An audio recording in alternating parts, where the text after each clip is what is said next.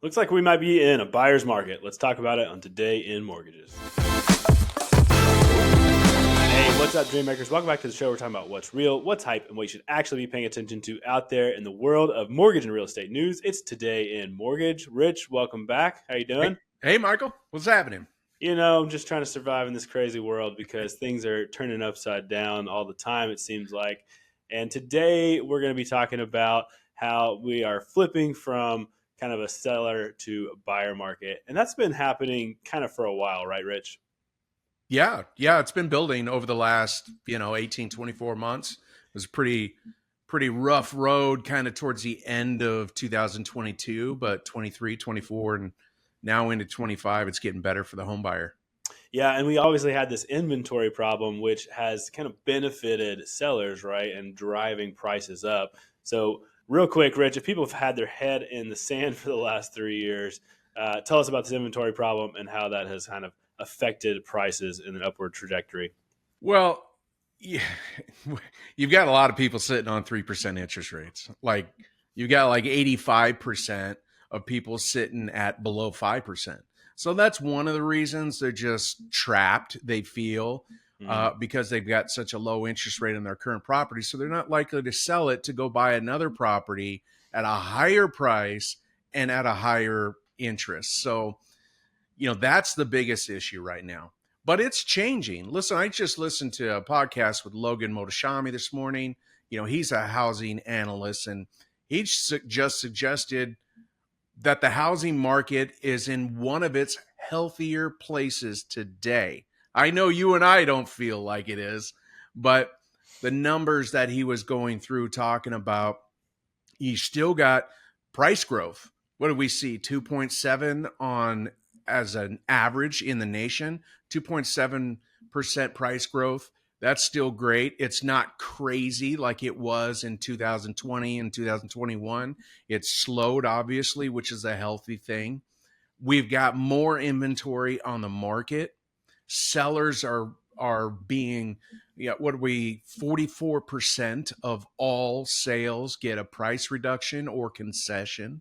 So for the home buyer, it's a positive place. If rates were below 6%, we would have some of those problems that we had. Believe it or not, we'd have those problems when rates were low and everybody wanted to buy a house.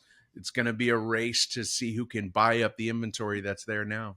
It's a good point, Rich. We definitely had some price spikes happening when we had low rates. And so now that prices are rising slower, still going up. I want to go back to something you said there, though, and that's what the article we have today is from Market Watch.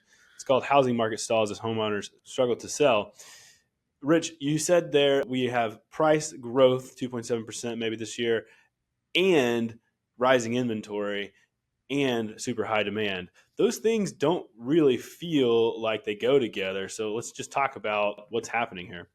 Yeah. Well, higher end properties, they always stay on the market longer. It's just even longer now because none of those people that are, unless they're paying cash, they don't want a 6.5% or higher jumbo loan. So that's slowing the roll on that jumbo market. But there's still a ton of demand because we have so many young people Mm. that still want to buy a home. Not everyone wants to, but most of all these young people want to buy. Like we've mentioned several times, Michael, that we've got a group of 75 million people that are aging into that home buying age. That's a lot of people with limited inventory. So the demand is always going to be strong. It's just how do we fit a loan qualification into most of them? And we need prices to kind of cool a little bit. I'd like to see the continued appreciation. It's just not 10%, but 2% would be great. You're earning money, your house is appreciating, and it's not so far out of reach for that first time home buyer. Rich, you said something at the beginning of this is that you listen to that podcast, you're hearing that. We actually have anecdotal evidence and data in our own company about, how applications are going, how closings are going, and things, despite all of the headlines, all the news, things are actually going better, this year than maybe they were last year. So I think it's important for us to have these conversations, and important for listeners to hear these things, because what you read is not always what is reality. So, right? Yeah, I mean, when some articles, they're obviously they're clickbait, they're trying to get viewers, but things are way better. In fact, it's similar to 2019. I mean, we're just back to kind of a normal, well, not normal in terms of interest rates. Although if you look over 30 years, we are normal. It just doesn't, the rate doesn't feel normal to us yet. We really need rates in the mid fives to lower sixes. And the demand is even going to increase much, much more in almost every marketplace. Yeah, so Rich, I think that's a good point, and I think we're used to this topsy-turvy market, and just getting back to the essentials and to the basics of, hey, how do we run this business? How am I conducting my business as a loan officer, to be able to really go out there and earn our keep out there in the marketplace? And it takes, a certain type of person to be able to go out and do that. That's what we're doing here in network funding, is just always trying to coach up our best people to be even better and bring in kind of a new generation of loan officers to succeed in this environment, right? Yeah, it's a grind. I mean, you have the potential to make a great living, but it doesn't come easy. But we just got to do our jobs better. That's it.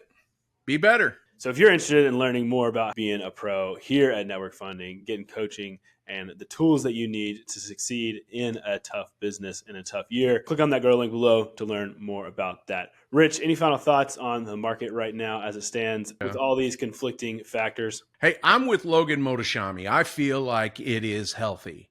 It's a good market right now.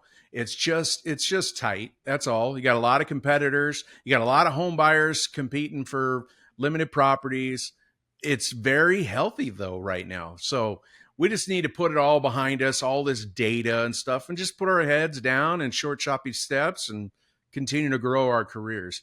That's what I'm trying to get our people to focus on. Love it, Rich. Well, you're doing a great job, and I appreciate everything that you do to keep all the troops at Network Funding moving forward. So thanks so much for making us smart on this. Thanks everyone out there for watching and listening wherever you are. We appreciate you. We'll see you next time on Today in Mortgages.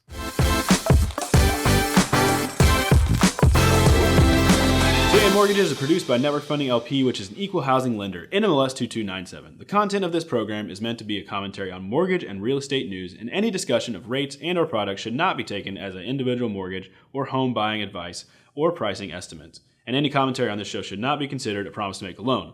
All applicants for a loan must qualify, and you should consult a professional regarding your individual loan scenarios for your financial situation. Visit our website at nflp.com/licenses for all state licensing and other legal information.